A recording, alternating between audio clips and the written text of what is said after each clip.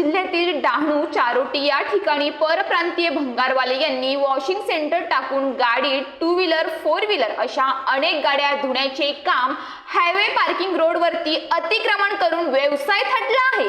परंतु त्याकडे NH-48 हायवेचे दुर्लक्ष दिसून येत आहे। तसेच कासा पोलीस ठाण्याचे पोलीस त्यांच्याकडून मासिक हप्ते घेतात असे उघडपणे लोकांकडून बोलले जात आहे। त्यामुळे पोलीस भंगारवाल्यांना काहीही बोलत नाही असे एकंदरीत दिसून येते। रक्षक झाले भक्षक। हे भंगारवाले भंगारच घेत नाही तर चरस, गांजा असे अनेक अंमली पदार्थ वस्तू विकत आहेत। त्यामुळे चारोटी, कासा व इतर गावातील मुले व्यसनाहीन झाली आहेत। परंतु कासा पोलीस ठाणे त्या भंगारवाल्यांवरती कायमचे बंदोबस्त करतील का असा प्रश्न चारोटी कासेची जनता विचारत आहे। न्यूज पोलीस रिपोर्टर माधव तला, डहाणू।